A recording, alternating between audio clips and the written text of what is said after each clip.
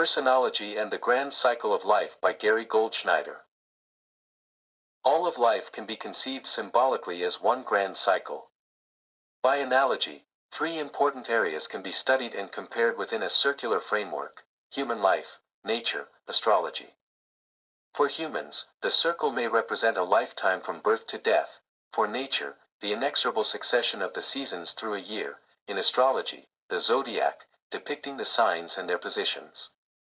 The circle on which these three worlds are based is divided by two axes, one horizontal, one vertical.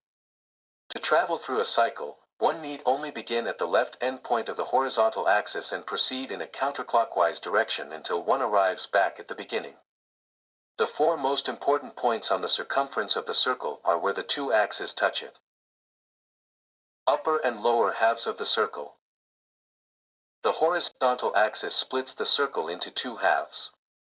The lower half of the circle, or first half of the life cycle, represents objective, outward growth in human and natural terms, birth to age 42, spring to fall. During this period, dramatic physical growth takes place that transforms both individuals and the landscape. These objective changes in humans are paralleled by a deeply personal way of viewing the world. Thus, in astrological or psychological terms, the lower half may be seen as subjective, more unconscious, and the first 6 signs, ruled by the inner planets, Mercury, Venus, Mars, and 2 luminaries, Sun, Moon, in our solar system, can be classified as personal signs. These 5 heavenly bodies are almost always viewed in terms of everyday feelings and emotions, familial and romantic relationships with others, and matters of the here and now, rather than more complex philosophical matters or universal concerns. The dominant faculties here are themselves more subjective: intuition and feeling. We may say, then, that the first half of life manifests objectively but is unconscious in its psychological orientation. The upper half of the circle, or second half of the life cycle, represents subjective, inward growth in human and natural terms, age 42 to 84, fall to spring.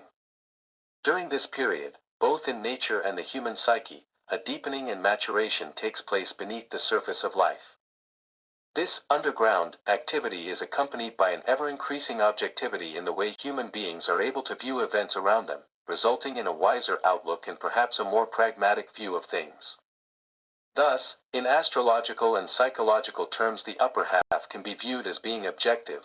More conscious signs 7 to 9 can be classified as social, and signs 10-12 universal.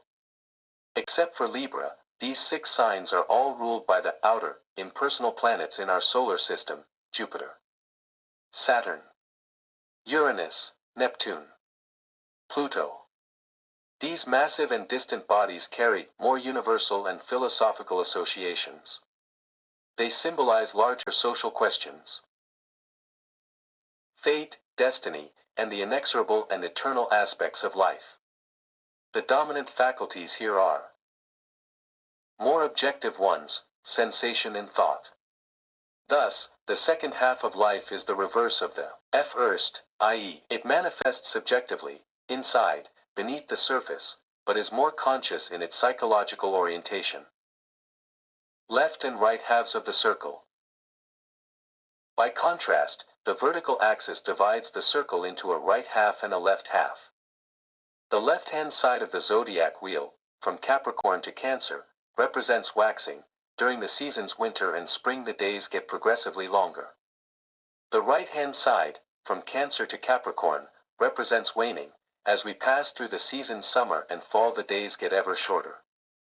Since the points of summer and winter solstices are at the ends of this vertical axis, they show the maximum polarity: long day, short night, June 21st, and short day, long night, December 21st. In the I Ching, the Book of Changes, these extremes or poles represent the most yang and yin points of the year, respectively. The equinoxes, on the other hand, mark points of maximum movement either toward March 21st, or away from September 23rd, the sun, and demonstrate a perfect day-night balance. The quadrants. The 2 sets of hemispheres just presented, upper-lower, left-right, may be combined simply by superimposing them on each other. In this way, The 360-degree circle of life is divided into 4 quadrants. In the human lifetime of 84 years, each of these quadrants represents a period of 21 years. In the yearly cycle of nature, a season. In astrology, a group of 3 signs, the order of which is invariably cardinal, fixed and mutable. In addition, each of these quadrants may be associated with a mode of apprehending the world. I. Intuition. 2. Feeling. 3. Sensation. 4. Thought. Each of the 4 quadrants then, whether representing a season, a 21-year period of life or a 90-degree slice of the zodiac, can be assessed in terms of change, manifestation, orientation, and a mode of apprehension. Because the secret language of birthdays is based on a distinctly Earth-oriented system, the 2 equinoxes and solstices occupy a position of central importance in demarcating the grand cycle of life. In this respect, the traditional heavenly-oriented astrological view is given a shift of emphasis to the here and now of our daily life, the eternal cyclical progression of the seasons and life periods, the rhythms of existence which we experience year after year on our home planet.